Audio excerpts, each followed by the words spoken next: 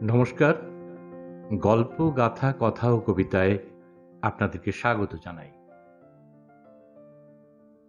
গল্প পাঠের এই আসরে আজকে আপনাদের আমি শোনাব সুবিখ্যাত লেখক দিব্যেন্দু পালিতের লেখা ছোট গল্প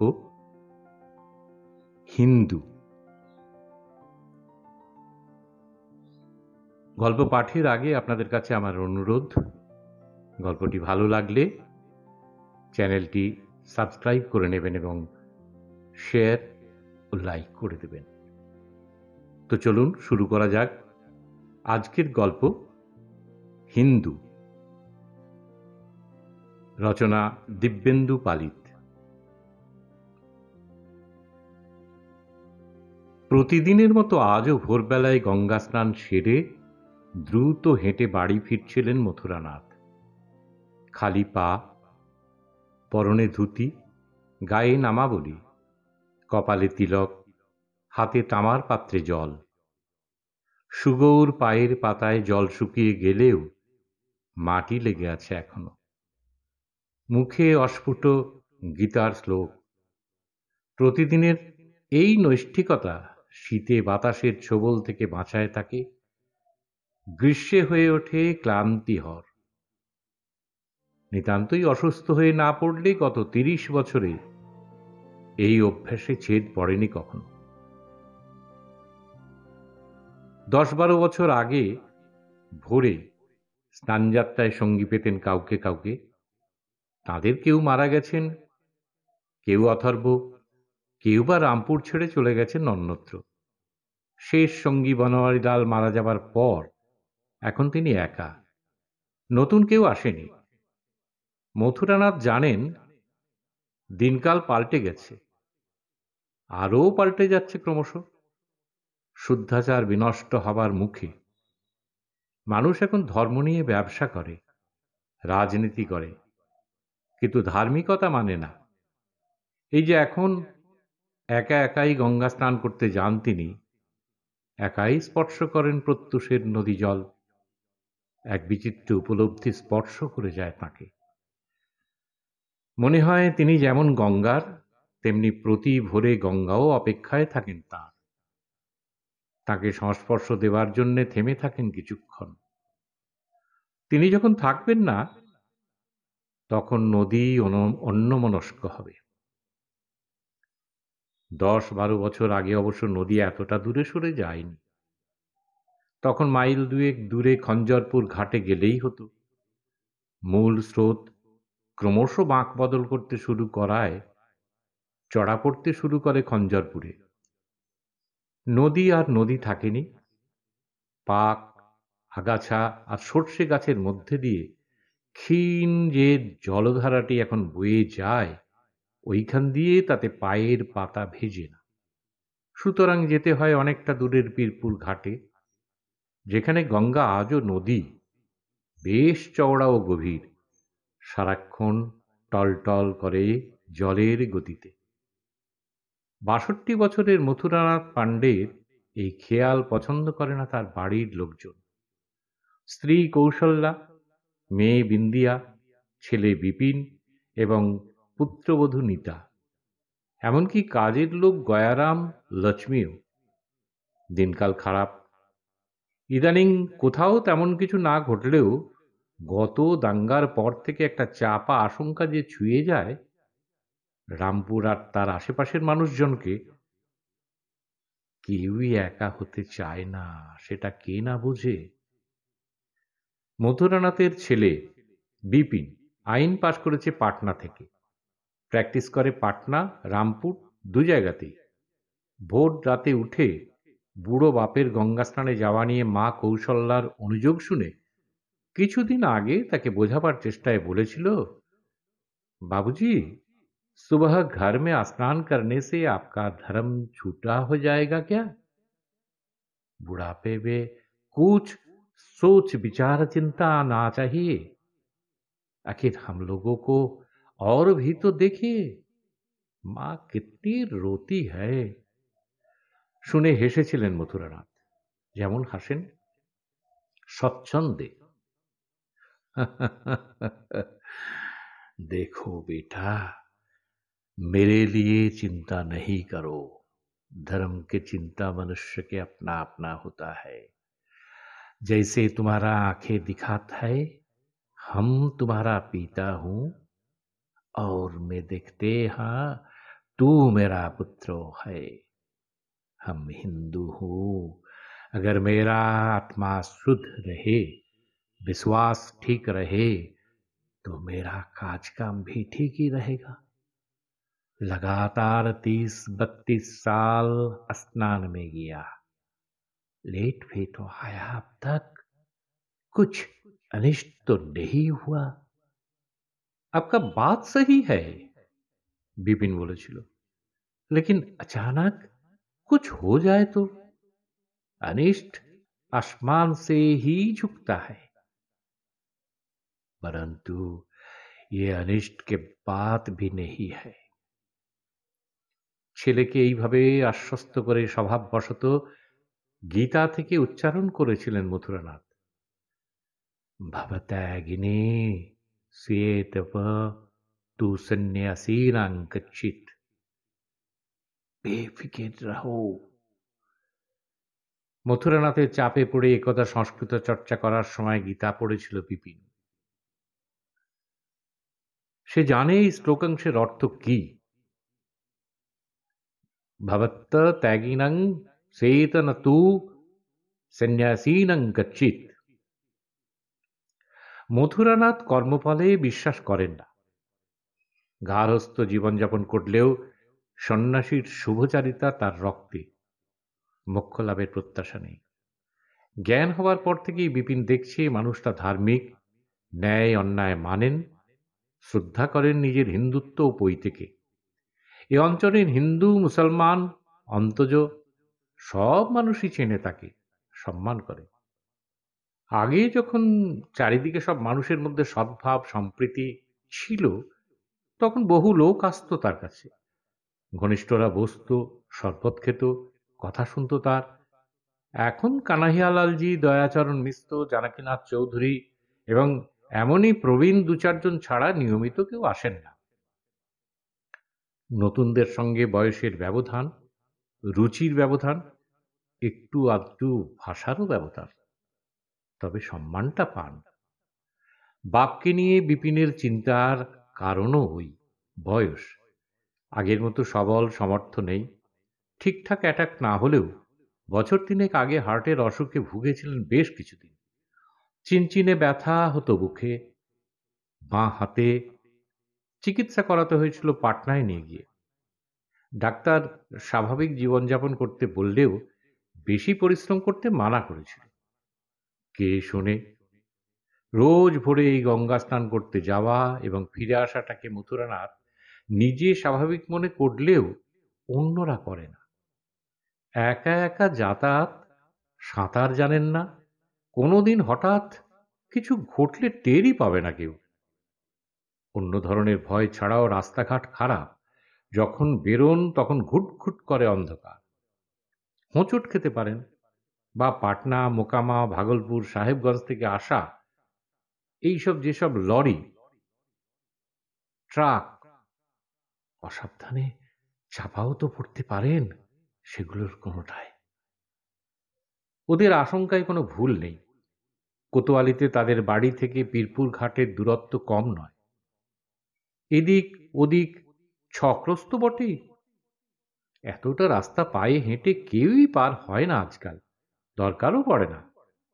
রামপুরের যে অংশটুকু ওই শহর থেকে হতে হতেও শহর পরিপূর্ণ হয়ে ওঠেনি সেখানে, তার একদিকেই কোতোয়ালি থানা, রেল স্টেশন, হনুমান মন্দির আর বাজার।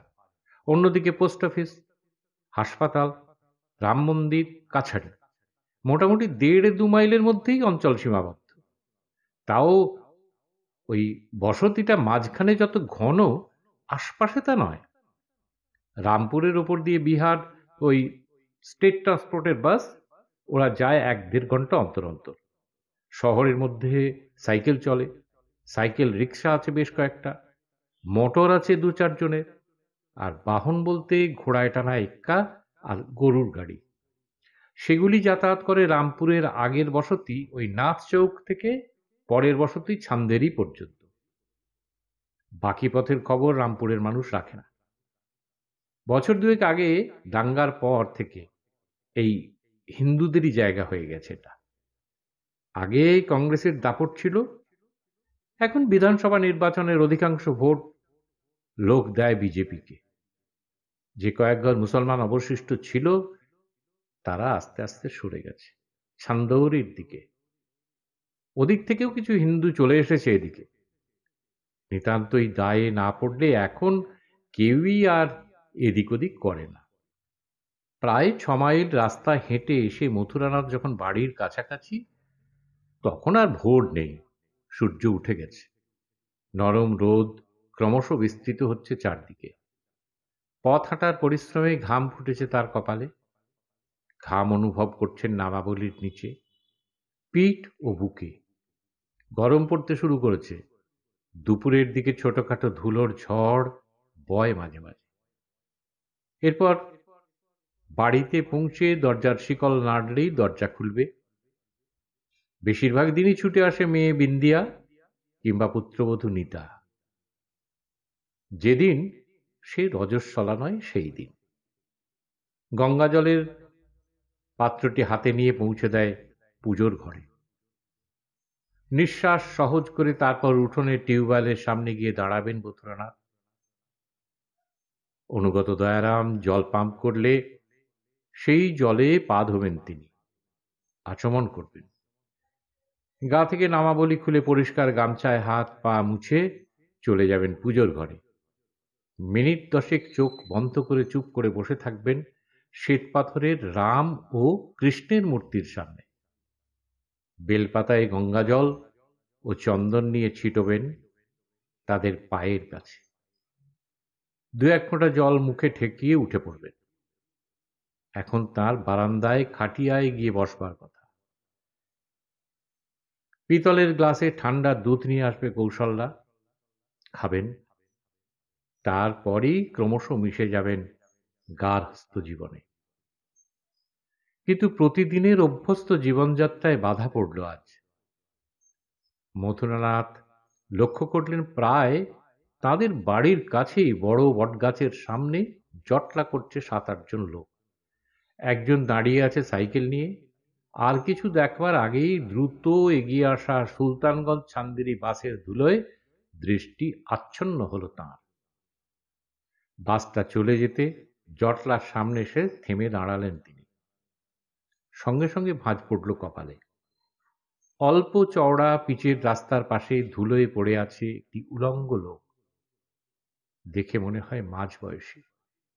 কোমরে ময়লা ফিতের গিট বাঁধা, কিন্তু সেটার সঙ্গে জড়ানো পাজামাটা ছিঁড়ে খসে যেতে যেতে এমন আকার ধারণ করেছে যে শরীর আড়াল হয় না।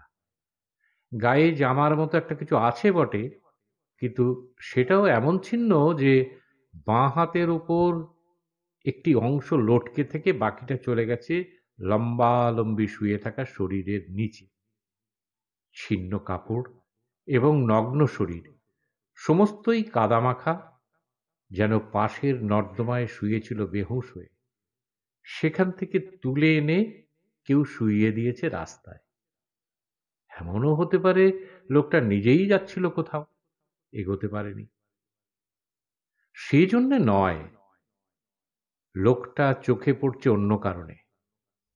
মুখের খানিকটা ও শরীরের কিছু অংশ বাদে তার গোটা শরীরে ঘা। মাথায়, গলায়, বুকে, হাতে, কোমরে, তলপেটের নিচে, হাঁটু, পায়ের পাতায়, সর্বত্র। কোনোটা আকারে ছোট, কোনোটা শুকোতে গিয়েও শুকোয়নি, কোনোটা চামড়া উঠে পুঁজ জমে বেশ দগদগে। বিশেষত অন্ডকোষ ও লিঙ্গের যা চেহারা, চোখ খুলে দেখা যায় না। অভিজ্ঞ মথুরানাথ চোখ ফেরালেন না তো। খুব মনোযোগ দিয়ে লক্ষ্য করলেন লোকটার ডান চোখ পুরোপুরি বন্ধ থাকলেও বাঁ চোখ সামান্য খোলা। এভাবে অচেতন হয়ে শুয়ে থাকা সত্ত্বেও লোকটা যে মরে যায়নি তা বোঝা যায় তার গর্তে ঢোকা পেট, পাঁজরা বেরুনো বুক ও কণ্ঠনালীর ওঠানামা দেখে। মুখ ও গায়ের ঘায়ে বসা মাছি হঠাৎ কখনো কখনো কেঁপে উঠছে তাদের সুরসুরুনিতে। মথুরানাথকে দেখে সেখানে জড়ো হওয়া লোকগুলির আলোচনা থেমে গিয়েছিল। পথ চলতি আরো দু একজন এসে দাঁড়িয়েছে ইতিমধ্যে। সামান্য ঝুঁকে দেখা অবস্থা থেকে সোজা দাঁড়িয়ে হতাশ ভঙ্গিতে মাথা নাড়লেন মথুরানাথ। এই রাস্তা দিয়েই ভোরে গঙ্গা স্নানে গিয়েছিলেন তিনি, তখন চোখে পড়েনি। তারপরেই তার মনে হলো কৃষ্ণপক্ষ চলছে। যে সময়ে তিনি গিয়েছিলেন তখন চারদিকে ঘন অন্ধকার, নিজেকেই হাঁটতে হয়েছিল সাবধানে। এমনও হতে পারে দেহটা তখনও এইভাবেই পড়েছিল এখানে। আশেপাশের লোকগুলির মুখের ওপর চোখ বুলিয়ে মথুরানাথ জিজ্ঞেস করলেন,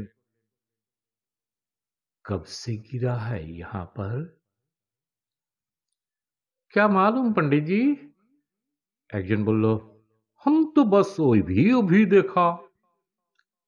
আর একজন বলল, बेचारा करीब मरने वाला है।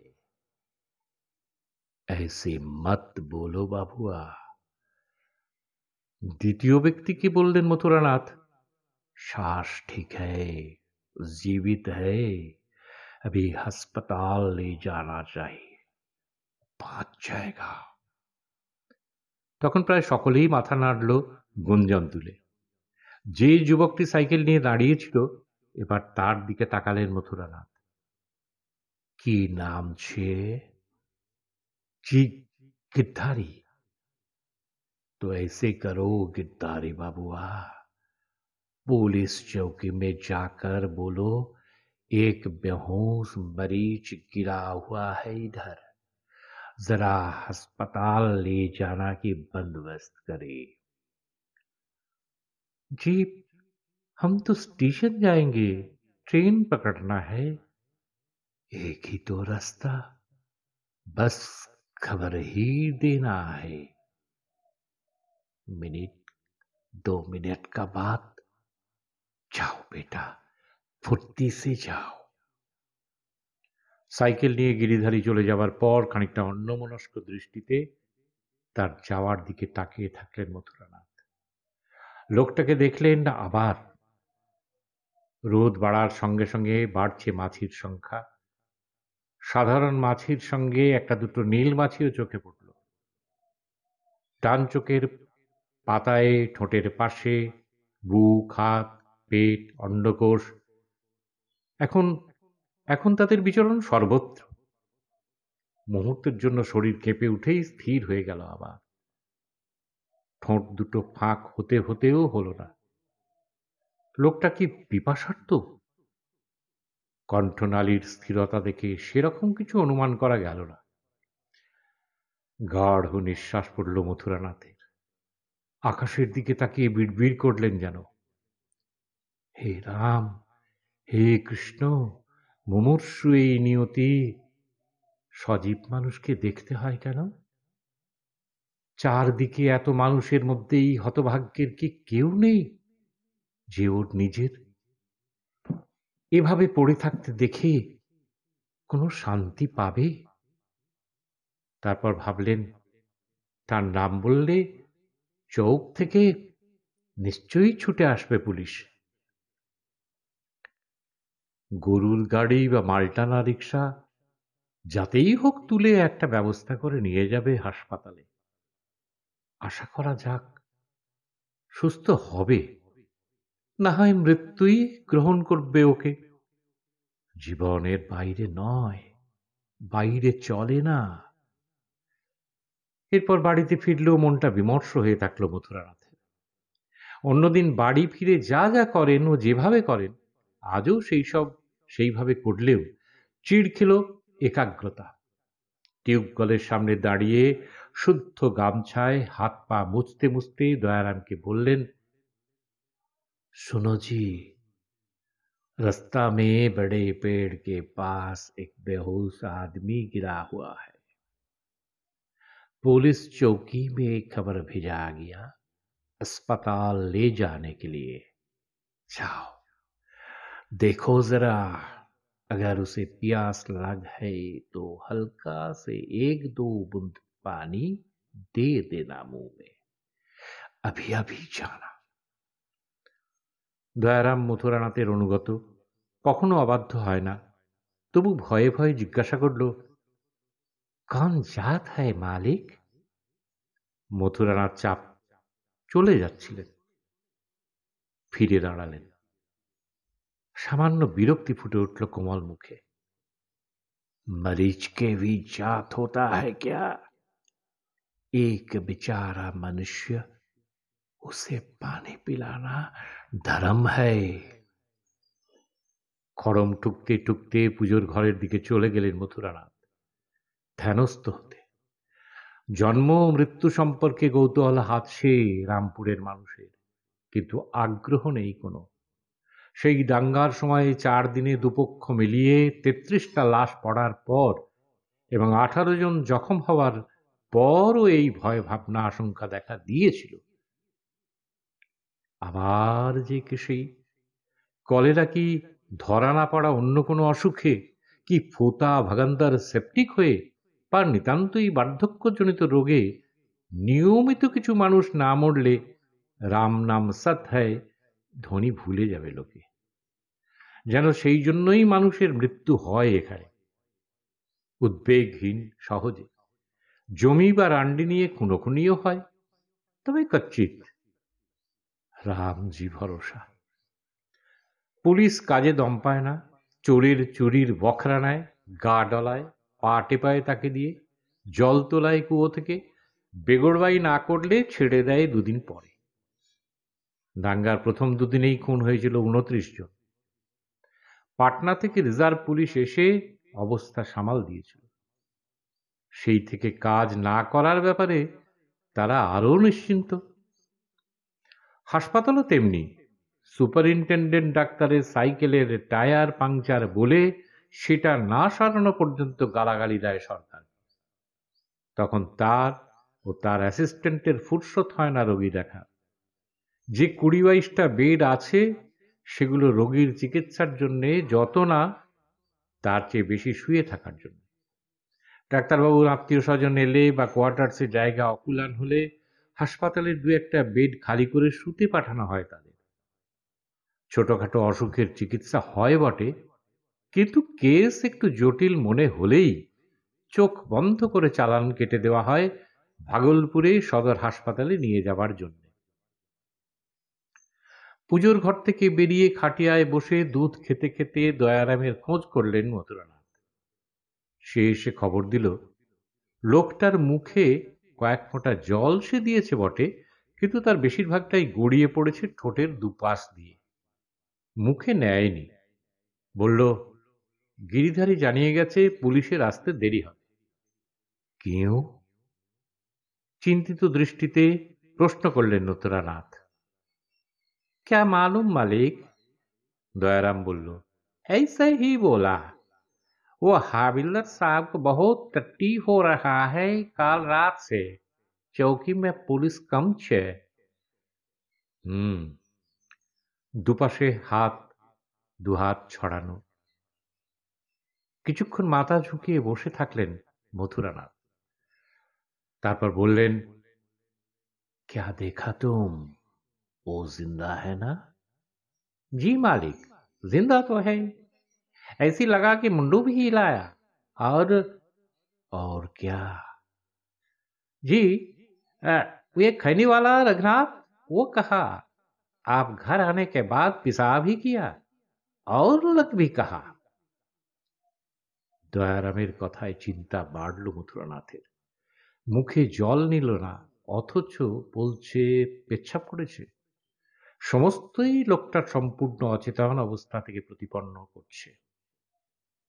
যেটা আরো ভয়ের, যে ধরনের ঘায়ে সর্বাঙ্গ ছেয়ে গেছে লোকটার, তার উপর ক্রমাগত মাছি বসলে, রাস্তার ধুলো পড়লে রোগ আরো জাঁকাবে। এসব শরীরের ভিতরের আরো বিষাক্ত কোনো অসুখের প্রভাব কিনা কে বলবে। দয়ারামের কথা শুনে মনে হলো বেশ কিছু লোক ভিড় করে আছে ওখানে। কি দেখছে ওরা? এরকম ধুঁকতে ধুঁকতে কখন মরে যায় অপরিচিত মানুষটা? এভাবে কি মরতে দেওয়া যায় মানুষকে? বিপিন নেই এখানে, মামলা লড়তে গেছে পাটনায়, আজ কালের মধ্যেই ফেরার কথা। ও থাকলে পরামর্শ করে একটা উপায় বের করা যেত। তাহলে কি জানকীনাথ চৌধুরীকে খবর দেবেন?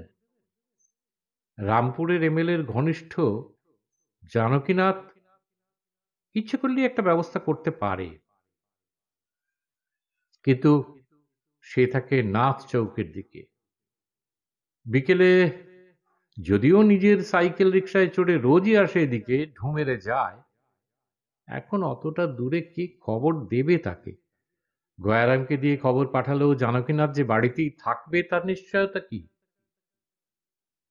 একটা অধৈর্য ভাব দেখা গেল মথুরানাথের মধ্যে। ঘাম মেলো শরীরে। খাটিয়ার উপর পড়ে থাকা হাত পাখাটা তুলে নাড়তে গিয়েও নাড়লেন না। হঠাৎ চেঁচিয়ে মেয়েকে ডাকলেন, বিন্দিয়া, ও বিন্দিয়া। বিন্দিয়া স্নান ঘরে। পিছনের বাগানে ভিজে কাপড় মেলতে গেছে নিতা। জাঁতায় কলাই পিষছে লক্ষ্মী। বস্তা থেকে কুলোয় কলাই বের করতে করতে স্বামীর ব্যস্ত হাঁক ডাক শুনে নিজেই বেরিয়ে এলো কৌশল্যা। ক্যা বাত হ্যায়, কুছ চাইয়ে ক্যা? দরজার পাশে দাঁড়ানো স্ত্রীকে দেখতে দেখতে চিন্তাটা গুছিয়ে নিলেন মথুরানাথ। 2 रुपया जरा ले जाओ, लाओ जाओ, दयाराम को अस्पताल भेजना है, रिक्शा में जाएगा। अस्पताल? हाँ, बाहर पेड़ के पास एक बेहोश मरीज गिरा हुआ है, आखिर कोई तो ख्याल करेगा। ঘটনাটা লক্ষ্মীর মুখে আগেই শুনেছে ওরা, স্বামীকে চেনে, সুতরাং কথা না বাড়িয়ে টাকা আনতে ভিতরে গেল কৌশল্যা। দয়ারামকে হাসপাতালে খবর দিতে পাঠিয়ে ফতুয়া চড়িয়ে কাঁধে গামছা নিয়ে নিজেও রাস্তায় বেরিয়ে এলেন। অন্তত জনকুড়ি বিভিন্ন লোক তখন জড়ো হয়ে আছে ওখানে। তাদের মধ্যে ঝুঁকে গনগনে রোদের মধ্যে সেই ভয়াবহ দৃশ্য প্রত্যক্ষ করে সর্বাঙ্গে কম্পন অনুভব করলেন মথুরানাথ। সেই একই ভঙ্গি, কিন্তু অসংখ্য মাছিতে ছেয়ে গেছে লোকটা। বিশেষত বুকে ও অন্ডকোষের দগদগে জায়গাগুলো যেন মৌমাছির চাক। মাছিতে প্রায় ঢেকে ফেলেছে এই ক্ষতগুলো। জমে আছে, উড়ছে, আবার এসে বসছে। মাছি চোখের পাতায়, পাঁজরের খাঁজে খাঁজে, ঠোঁটের উপর। ওরই মধ্যে চোখে পড়ল বুকের অল্প ওঠানামা। দেখতে দেখতে চোখের পাতা ভিজিয়ে এলো মথুরানাথের। এইভাবে দাঁড়িয়ে থেকেই কাঁধের গামছাটা টেনে নিয়ে ব্যস্ত হলেন মাছি তাড়াতে। গামছার হাওয়ার ঝাপটায় মাছিগুলো ওড়াউড়ি শুরু করতে ছোঁয়া বাঁচানোর ভয়ে যেন তাড়াহুড়ো করে পিছিয়ে গেল লোকগুলো। মনে হলো আরাম পেয়ে লোকটা একটু কেঁপে উঠল, মাথাটাও কাত করলো সামান্য। মথুরানাথ উঠে দাঁড়াতে ভিড়ের মধ্যে থেকে একটি লোক মন্তব্য করল, अब तो फिर आपको गंगा में जाना पड़ेगा पंडित जी। क्यों? মথুরানাথকে বিরক্ত দেখে মন্তব্য করেছিল যে সে ভয়ে ভয়ে বলল, देखिए ना, अब पूरा मच्छी तो आप ही बदन में गया, राम जाने कौन जात। কথাটা ঠিক। মথুরানাথ লক্ষ্য করলেন উড়ে যাওয়া মাছের অনেকগুলোই এখন এসে বসেছে তার ফতুয়া ও ধুতিতে। আবার ফিরে যাচ্ছে লোকটার গায়ে। কোনো জবাব না দিয়ে থমথমে মুখে বাড়ির দিকে এগোলেন তিনি। হাসপাতালে পাঠিয়ে কাজ হয়নি। দয়ারাম ফিরে এসে বলল, डॉक्टर बाबू अभी नहीं आया मालिक, डिप्टी बाबू भीतर थे, भेंट ही हुआ, वो चौकीदार कहा कि आने से खबर देगा। মথুরানাথ জবাব দিলেন না। মুখটা আরো চিন্তিত হয়ে উঠল, নিঃশ্বাস পড়ল ঘন হয়ে। এরপরেই একটা অদ্ভুত সিদ্ধান্ত নিয়ে ফেললেন মথুরানাথ। বাড়ির মেয়েদের ডাকলেন, গয়ারামের পাশের ঘরটা খালি পড়ে আছে, ঘরটা ছেঁটিয়ে দিক লক্ষ্মী, খাটিয়া পাতুক, লোকটাকে রাস্তা থেকে ঘরে নিয়ে আসবেন তিনি। মৃদু আপত্তি তুলল কৌশল্যা। শুনিয়ে জি, आप ब्राह्मण है? অন্যরকম দৃষ্টিতে স্ত্রীর দিকে তাকালেন মথুরানাথ। अगर मनुष्य को सेवा में ब्राह्मण के काम नहीं है तो आज से हम शूद्र ही बनेंगे। এ কথায় হকচকিয়ে গেল সকলে। মথুরানাথের এমন মূর্তি, এমন চোখ মুখ কেউ দেখেনি আগে। যেটা আরো আশ্চর্যের, হঠাৎই এক ফোঁটা জল গলিয়ে পড়ল তার চোখের কোল বেয়ে। বিষণ্ণ হাতের উল্টো পিঠে সেটা মুছে নিয়ে তিনি উচ্চারণ করলেন, হে রাম, হে কৃষ্ণ। नीता कौशल्यार पाशे गिये दाड़ालो। बिंदिया बोल्लो, आपका विचार सही है बाबूजी, आखिर वो तो एक मरीज ही है। जाओ दयाराम, बाबूजी के साथ जाओ, हम इधर बंदोबस्त करते हैं। অনুগত দয়ারাম দ্বিধা থাকলেও নিঃশব্দে অনুসরণ করল মথুরানাথকে। রামপুরের মানুষ এমন ঘটনা প্রত্যক্ষ করেনি আগে। ঘেউ, অচৈতন্য, জাতপাত না জানা একটি রাস্তার মানুষকে বুকে কোলে তুলে নিয়ে যাচ্ছে দুজন মানুষ, তার একজন কিনা মথুরানাথ। দৃশ্যটা দেখে কেউ ভয় পেল, কেউ নাক কোঁচকালো ঘৃণায়, সংখ্যায় অল্প হলেও মাথাও নাড়ল কেউ কেউ। খবরটা চাউর হয়ে গেল চারিদিকে। লোকটাকে বাড়িতে এনে খাটিয়ার বিছানায় শুইয়ে দিয়ে স্বস্তি বোধ করলেন মথুরানাথ। তিনি চিকিৎসক নন, কিন্তু শুশ্রূষা জানেন। ক্ষতস্থানগুলো সাবধানে মুছে বাঁটা চন্দনের প্রলেপ দিলেন সেখানে। জ্বরের হোমিওপ্যাথি ওষুধ দিলেন। তারপর চামচে করে দুধ খাওয়ালেন যতটা পারেন। স্নেহের হাত বোলালেন মাথায়। লোকটার উলঙ্গ দেহের উপর ঢাকা পড়ল পরিষ্কার চাদর। নাকের কাছে হাত এনে অনুভব করলেন নিঃশ্বাস সহজ হয়েছে অনেকটাই। তখন নিশ্চিন্ত হয়ে টিউব কলের জলে স্নান করতে গেলেন তিনি। দুপুরে আর এক দফা ওষুধ আর দুধ খাইয়ে মনে হলো কিছুটা তেজ এসেছে লোকটার শরীরে। তখন নিশ্চিন্তে ঘুমোতে গেলেন তিনি। বিকেলে কানাইয়ালালজি জানকীর নাথটা এসে সব দেখে শুনে মাথা নাড়ল। যে যাই বলুক, কাজটা ঠিকই করেছেন মথুরানাথ। রামপুরের পুলিশ আর হাসপাতাল নিয়ে কিছু করা দরকার বললেন জানকীনাথ। এমন অব্যবস্থা চলতে যাওয়া যায় না। যাক, লোকটার জ্ঞান ফিরুক, তারপর তিনি হাসপাতালে পাঠানোর ব্যবস্থা করবেন। বিপিন ফিরল সন্ধ্যের পর। মামলায় জিতে খুশি, কিন্তু মথুরানাথের কাণ্ড থেকে খুশি হয়েছে বলে মনে হল না। ঠাট্টার গলায় বলল, ये संदेश राष्ट्रपति के पास जाना चाहिए। ছেলের মুখে এমন কথা আশা করেননি মথুরানাথ। ব্যথিত চিত্তে হাসলেন তিনি। तो तुम हमारा पुत्र नहीं हो। आपका पुत्र हूं, लेकिन रामपुर की आम जनता आपका पुत्र नहीं है। अगर होता तो पिछले वाला दंगा नहीं होता। মথুরানাথ চুপ করে থাকলেন কিছুক্ষণ। তারপর আত্মবিশ্বাসী রিজু গলায় বললেন, शायद, लेकिन हमारा धर्म हमें ही पालन करने होगा। পরের দিন ভোরে যথারীতি গঙ্গা স্নানে গেলেন মথুরানাথ। ফিরেও এলেন, কিন্তু বাড়ির কাছে এসেই থমকে দাঁড়ালেন তিনি। গতকাল যেমন দেখেছিলেন তেমনই দেখলেন বেশ কিছু লোক জড়ো হয়েছে বাড়ির সামনে। সকালের রোদ তখন উজ্জ্বল হচ্ছে ক্রমশ। সেই আলোয় দেখলেন একটা মোটরও দাঁড়িয়ে আছে ওখানে। কি ব্যাপার বুঝলেন না। কিছুটা বিস্মিত, কিছুটা চিন্তিত হয়ে ধীর পায়ে বাড়ি ফিরলেন তিনি।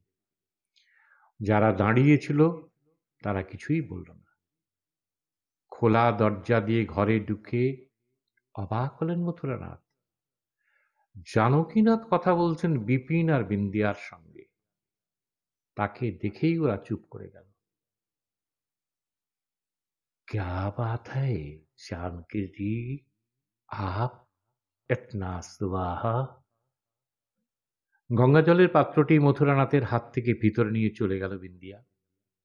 জি, आने ही पड़ा। जानकीनाथ ताकालेन बिपिनेर दिके। तुम ही बोलो बिपिन, आप बैठिए ना पंडित जी।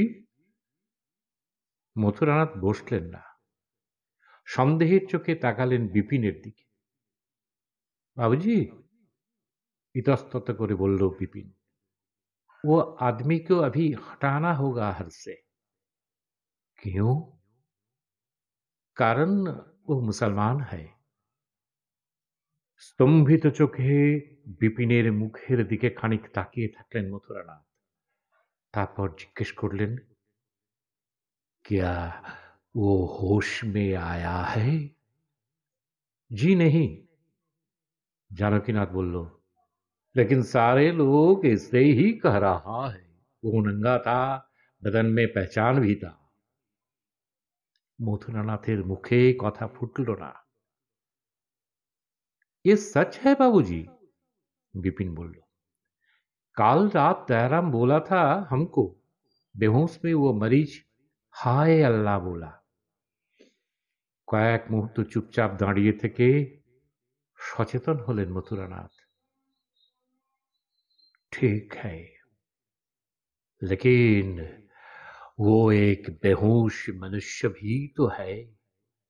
अभी आराम होने दो, फिर चला जाएगा। मेरा धर्म ऐसे ही कहते हैं। आपका धर्म आप ही के रहने दीजिए पंडित जी। कठिन गलाय एबार बोल्लो जानकीनाथ, सिचुएशन कुछ खराब ही लगता है। क्या आप रामपुर के नहीं जानते हैं?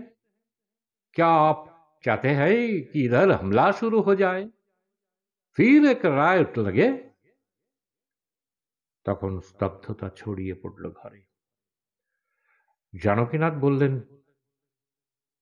वो मरीज के बंदोबस्त हम ही करेंगे, आपको कोई हानि नहीं होगा। आप आराम कीजिए, पूजा पाठ कीजिए, ये छठ सी बात है। সম্ভবত তাই, সামান্য ঘটনা এটা। তবু বড় একটা নিঃশ্বাস সংবরণ করলেন মথুরানাথ। অদ্ভুত শারীরিক অস্বস্তিতে ঘোর লাগলো তার। কান গরম, ঝালা করে উঠল চোখ দুটো।